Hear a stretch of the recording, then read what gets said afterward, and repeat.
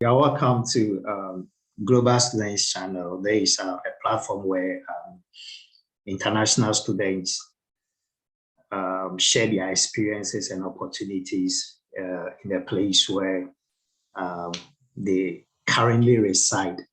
Yeah, for others to also get much information about what really they want to do within those countries in terms of studying and other opportunities.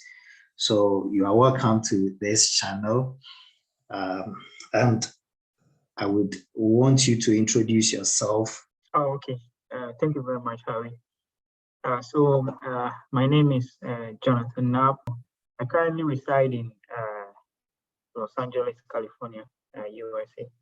I work with a biotech company over here. So I've been working for like 3 years now with them since like late 2019.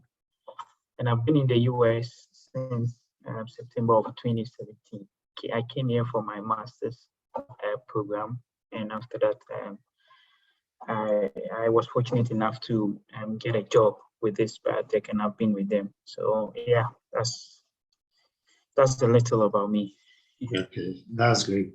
So the purpose for your relocation was to study. Right. How was the process? Was it difficult? What or how did you go by it? So I mean, when after university back home in Ghana, like after our national service, I worked with the Food and Drugs Authority. So whilst working there, I became more interested in like pharmaceuticals, like how they are made and stuff. So I was looking for opportunities to kind of like advance my interest in that field. But in Ghana, opportunities for that field are very, very limited. So I started looking outside of Ghana. And I think at that same time too, I had a very good friend who was, I think he was well versed in applying to schools outside. Like he had more knowledge than me. So he told me about how I could apply to US. He talked to me about GRE, writing the GRE, that will complement my other educational like credentials that I have. So I started looking into it. I mean, after the national service, which was around 2012, I was not really serious. Some days I would just look at it and then give up. Then I think in 2013, my friend who was talking to me about it, he managed to, like, he left Ghana, he got a school in the US and went to the US. And at that time too, I was kind of like not really employed, just trying to survive. You know how it is in Africa. So I decided to become more serious. Okay. With the idea of trying to leave Ghana and find something in schools more, like reading about GRE, what it entails, like what it takes to school in America and stuff. And I think around that same time, somebody talked to me about the US Embassy. They had an education office, and that kind of like talks to people who are interested in relocating to the US for education. They have sessions, so you can go in there, and they have advisors that you can go in there and speak to them. There are times that they even bring students. I think before COVID, they used to bring admission reps from the various US universities to Ghana to come and talk or recruit potential students. So I used to go there a lot, like, and they have resources too. They have like GRE resources. They have resources that you can actually do research about schools. Like they have up-to-date resources, and they have like counselors that you can speak to that can give you good advice. I mean, the whole process of coming is very, like, it's time intensive. You have to devote a lot of time to this process, because searching for an appropriate school, studying for the GRE exams, you need time to do that. So I think the whole process will take you a year or more to be successful. So I started studying for the exams while also researching about the schools.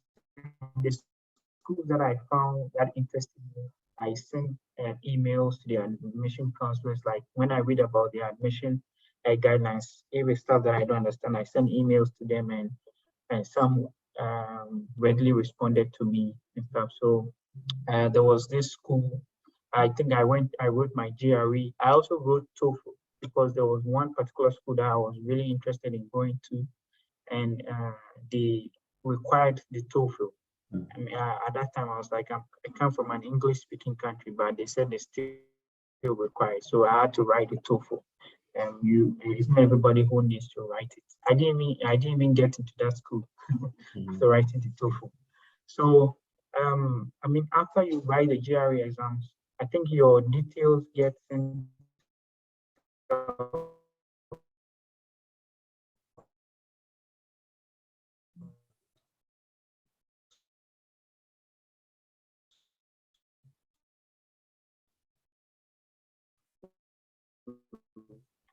through email, try to one of the school they were there to tell me more about the school. I was surprised. So I emailed them, and let me add this. Before that, I think I had admission to a school in Georgia,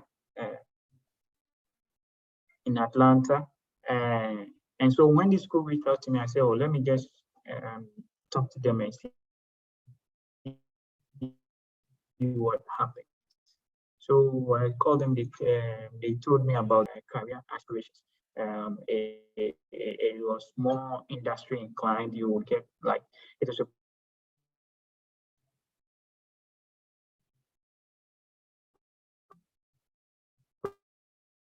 program that is to actually work on real life company projects for the companies. So I became a little more interested in that school than the one I got admission.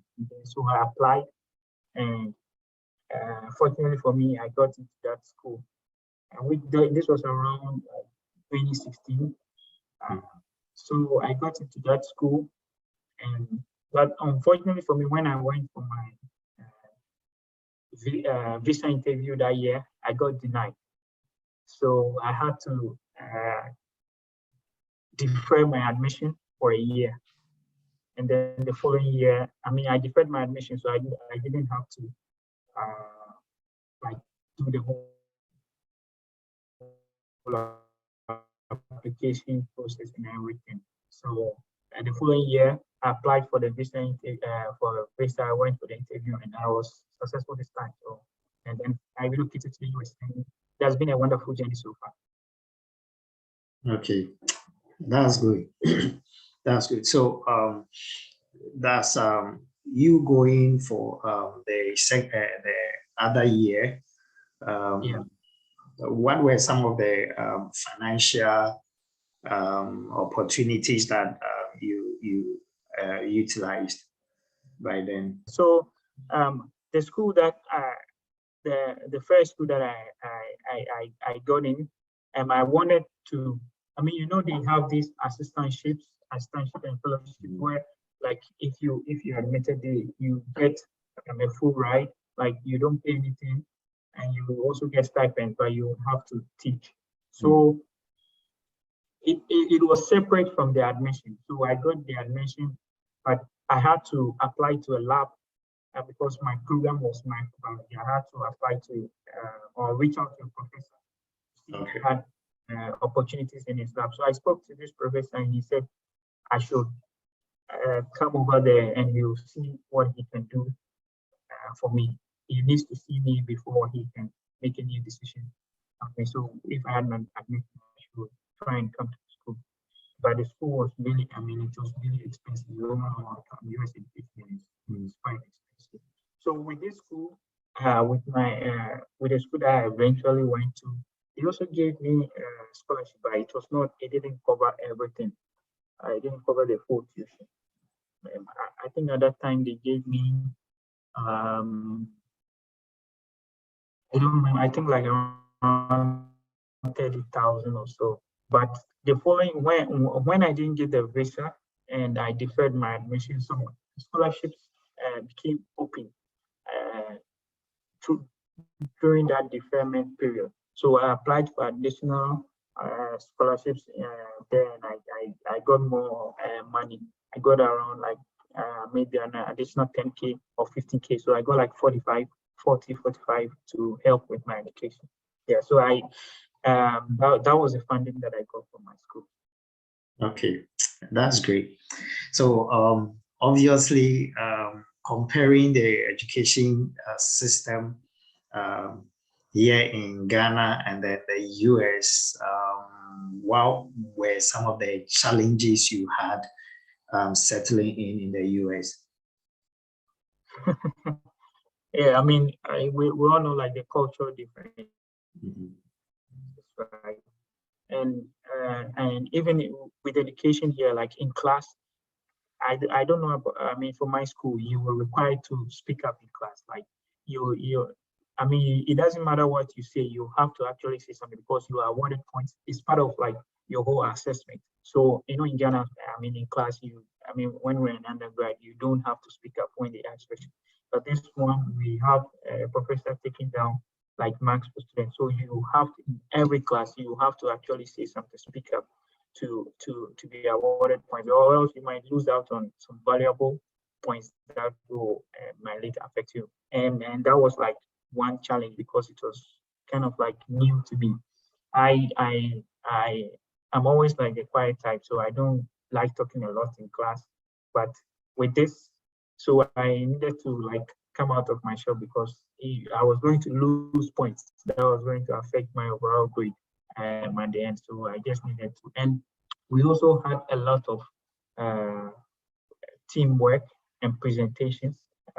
You needed to do a lot of PowerPoint presentations for some of the courses that we had, and almost every course that I took, we were divided in teams. So you needed to work with people from other backgrounds and stuff. And this was, I mean, in the beginning, it was difficult navigating those cultural nuances, But as time went on, you became used to all these things, and uh, it became convincing and went ahead. I think one thing that was positive for me was that like the professors, lecturers, they are not out there to get you. Like they are not they don't take pride in failing their students. Okay. Yeah, they want everybody to actually pass. Yeah, not like I mean back home where professors are feared due to the number of students that they fail. So I mean this with this one, I mean at the end of every semester, students actually take an assessment of the professor, how well the professor performs. So the professors are wary of that, and so they try as much as possible to also like do their best when they are teaching. Okay. Okay, that's very good. Let's look at the opportunities after school.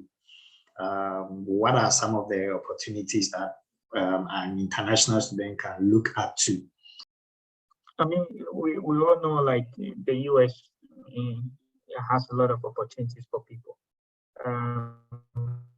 And sorry, for the US, after your master's education, they give you, depending on the program that you did, if you did STEM, you get 1 year plus an additional 2 years to gain practical experience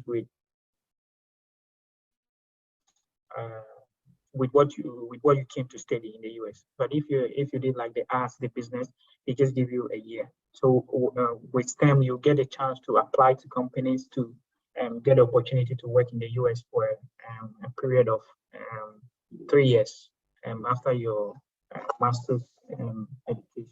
And that's what I did STEM, and so that's what I took advantage of to gain. And if you're fortunate to find yourself like in a company that sponsors visas for international students, they can uh, sponsor your visa so that you can stay here for a longer time after the 3 years. So, and even whilst in school, I think during the summer break, you can also do, if you get a chance. So those are all opportunities for international students. If you want to go, if you want to still go ahead with your education, there are opportunities to do your PhD, which provides a much